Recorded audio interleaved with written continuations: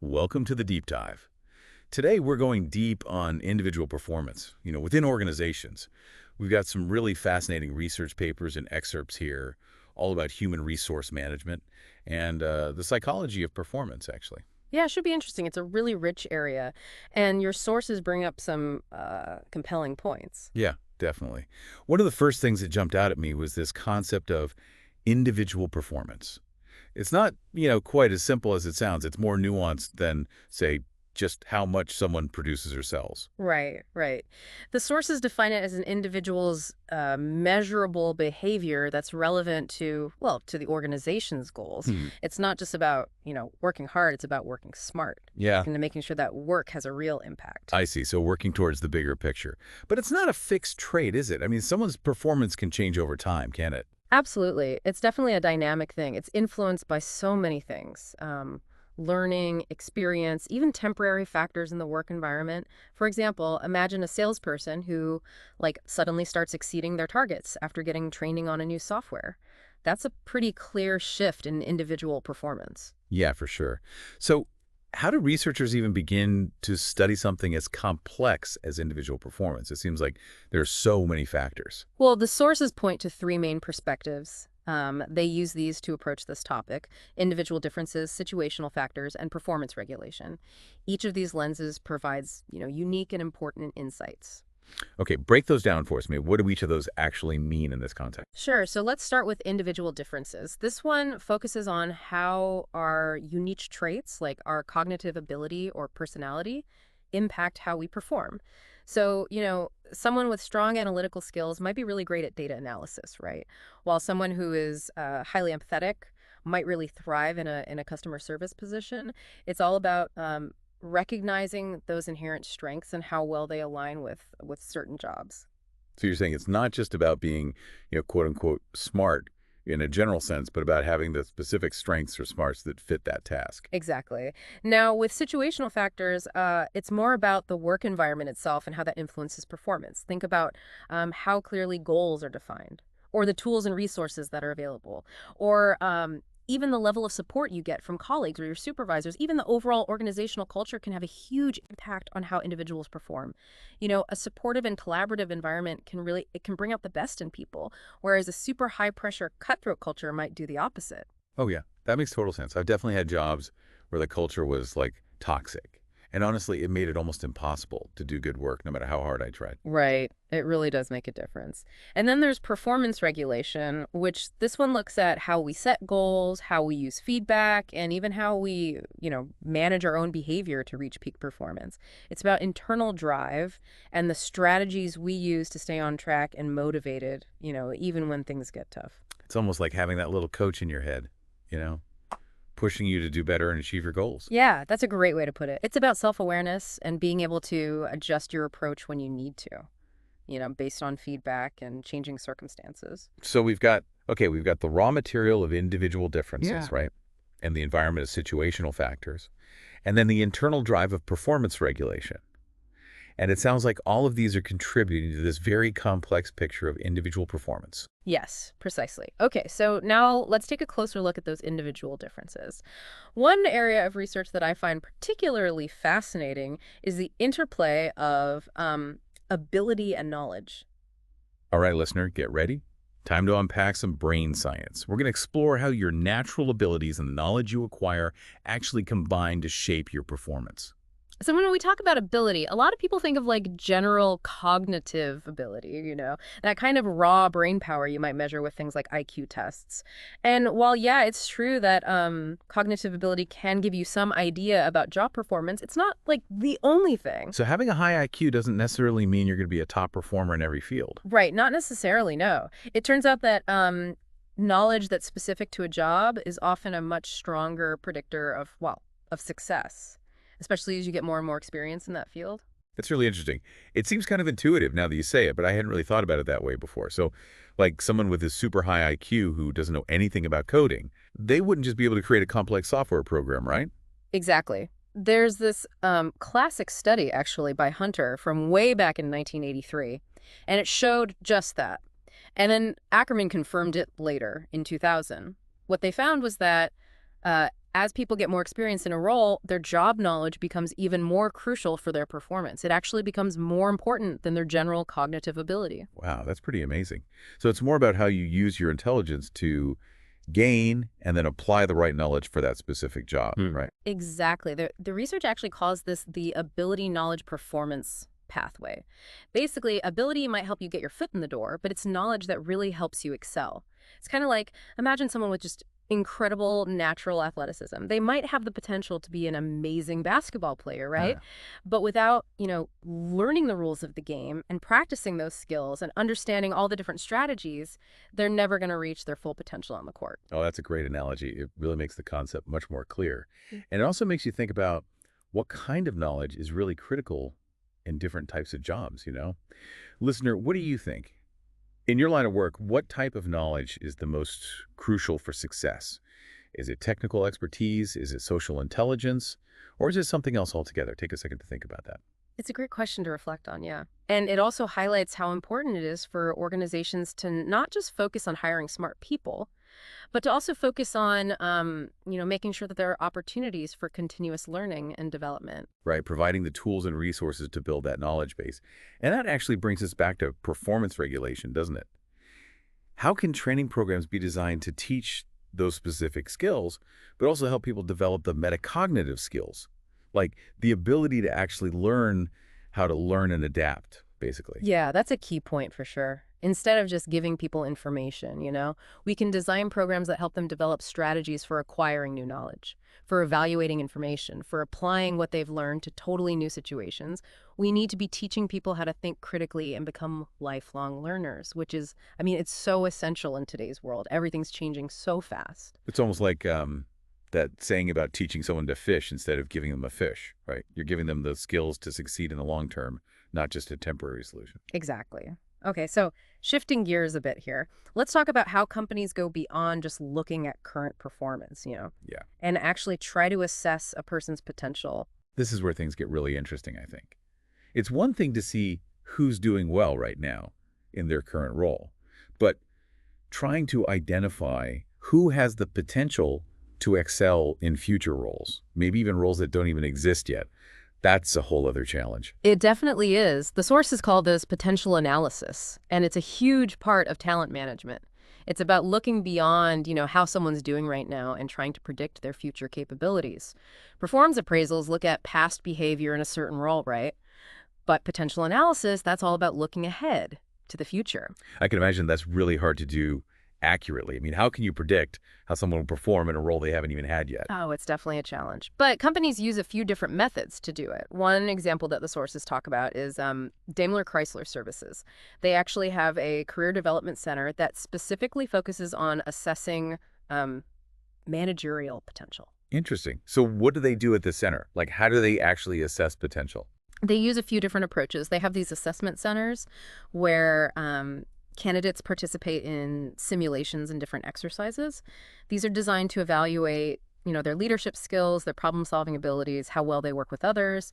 They also use personality assessments to see, to understand people's behavioral patterns and their work styles. So they're really putting these potential leaders through the ringer, huh? Observing how they think and interact and respond to all kinds of situations. Exactly. And they don't just rely on one thing. They gather information from interviews, feedback from supervisors, even peer evaluations, trying to get a really well-rounded picture of each person. Okay, so once they've identified these high potential employees, then what happens? Well, then they develop these development plans, of course. They tailor them for each individual to help them build the skills and knowledge they'll need to be successful in those future leadership roles. So it's like they're identifying these rising stars and then creating a personalized roadmap to help them develop and prepare them for bigger things down the line. Yeah, exactly. And it doesn't stop there. They're tracking their progress, providing coaching and mentorship, adjusting the plan as needed. It's a whole process. It's kind of like investing in your own farm team, hoping they'll turn into the all-stars of tomorrow.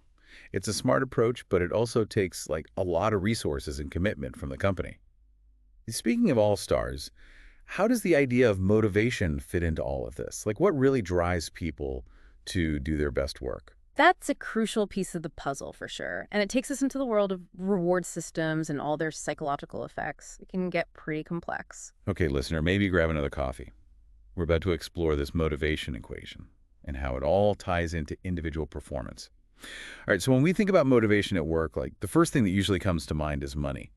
But is it really that straightforward? Is it really just, show me the money and that's all it takes? Well, money's definitely part of it, but the sources actually go much deeper into these reward systems and their psychological effects. And it turns out it's a way more complex relationship than a lot of people realize. There are like a few key theories that try to explain what truly motivates us. Okay, so there's more to it than just those big paychecks. What are some of those theories? I'm curious. Well, there's expectancy theory, and this one suggests that we're motivated by the idea that if we put in the effort, it will lead to rewards. But not just any rewards, they have to be things that we actually value. So a bonus might really motivate some people, but for others, it might not matter as much, depending on what they find, rewarding. Right, exactly. Then there's equity theory, and this one focuses on fairness. Basically, we want to feel like the rewards we're getting are in line with our contributions and that we're being treated fairly, compared to others around us. Oh, I see. So like if I'm working way harder than my colleague, but we get the same bonus, Mhm. I might actually feel demotivated, Yeah. even if the bonus itself is pretty substantial. Yeah, that's the idea. And then there's self-determination theory. This one emphasizes our need for a few things in our work: autonomy, competence, and relatedness. Okay, can you break those down a little bit? What do you mean by autonomy, competence, and relatedness? Sure. So autonomy is about having control, a sense of control over our own work, Yeah. being able to make decisions and having ownership over our tasks. Competence is more about feeling skilled and capable, like experiencing that feeling of mastery over what we're doing. And then relatedness, that's all about connection, feeling connected to other people, having that sense of belonging and a sense of purpose within a team or within the organization as a whole. So it's not just about external rewards like the money or the recognition. It's also about how our work makes us feel empowered, Yeah. capable, connected. That's really cool. Yeah, it is. And it gets even more interesting, actually. The sources suggest that sometimes those external rewards, like bonuses or even just, too much praise, they can actually undermine our intrinsic motivation. Wait, really? You're saying that focusing too much on the bonus could actually make someone less passionate about the work itself? Yeah, that's what some studies have found. It's kind of like, when you were a kid and you loved to draw, but then your parents started giving you $1 for every picture you made. Suddenly it's not as fun anymore. It feels more like, I don't know, a chore. Wow, that makes so much sense. Yeah. I know I've definitely felt that way about certain tasks at work before. Yeah. How about you, listener? Have you ever felt that way? Where a focus on, those external things actually made you less excited about your work? It's definitely something to think about. Yeah, it's an important point. I mean, obviously, I'm not saying that those extrinsic rewards are bad. They have their place. But it's about striking a balance and understanding how they can impact us psychologically. I think the key takeaway here is that, we want to create work environments where people are motivated to do their best work because they actually want to, not just because they're chasing a carrot on a stick. Yeah, I totally get that. So how do we foster that intrinsic motivation? I mean, is it even possible to create that kind of work environment, like consistently? The sources talk about a few different ways to do that. Things like designing work that is actually meaningful and challenging, Mhm. providing those opportunities for growth and development, and fostering a culture of autonomy and trust. When people feel like their work has a real purpose, like they're able to, you know, stretch their skills and learn new things and they have ownership over their work, that's when they're going to be intrinsically motivated. And it makes a lot of sense. I mean, if you feel like you're just a cog in the machine, it's hard to get excited about it. But if you feel like you're actually contributing, making a difference, and you have some control over how you do your work, then, it's a whole different story. Yeah, absolutely. And that actually brings us to our last point here. How individual performance is shaped by the world around us. The world's constantly changing. Mm. And the sources really emphasize the impact of organizational culture Mm-hmm. and structure, especially in today's workplaces. Everything's so fast-paced now. All right. It's like individual performance doesn't just happen in isolation, right? The organization itself plays a huge role in Mhm. shaping that. So what kinds of cultures tend to lead to better performance? Well, the research suggests that cultures that that encourage people to participate, cultures that are adaptable, and cultures that have a clear sense of mission. Those tend to be the most effective. When people feel like their voices are heard, like they're empowered to, adapt to those new challenges, and they understand how their work contributes to a larger purpose, they're just going to be more engaged and perform at their best. Think about your own workplace, listener. Yeah. Does it encourage innovation? Does it encourage risk-taking? Is there a strong sense of purpose? Yeah. Does the organization, support people's growth and development? These are all really crucial questions to ask yourself. Absolutely. And to emphasize this even more, the sources talk about the importance of aligning HR practices with the overall strategic goals of the organization.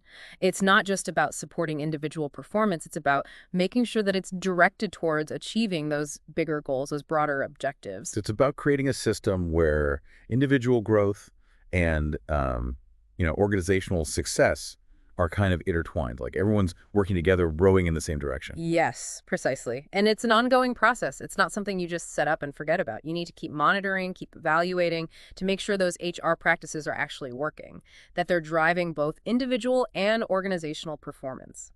The sources really stress that this needs to be a continuous process of adaptation and improvement. So just like individual performance itself, the way that organizations approach, performance management, it all needs to be dynamic and responsive to this changing world. Well, listener, we've definitely covered a lot today. We've explored, all these different aspects of individual performance, from the role of our own individual differences to the impact of the organizational culture and, the power of motivation. It's been a journey. And if there's just one thing I hope you take away from all of this, it's that individual performance is not just about, how naturally talented you are or how hard you work. It's really this complex interplay of all these different factors. And understanding those dynamics, that can give you the power to achieve your full potential. Whether you're, an individual contributor or a leader who's, responsible for motivating and developing other people. It's such a fascinating area. And honestly, I think we've only just scratched the surface here today. But I hope this deep dive has, given you some food for thought and maybe some practical insights that you can actually use in your own work life. Huge thank you to our expert for guiding us through all of this. It's pretty complex stuff. And to you, listener, thanks for joining us on the deep dive. Don't forget to subscribe, rate, and review the show. And we'll see you next time for another deep dive. We'll be exploring a whole new, fascinating subject.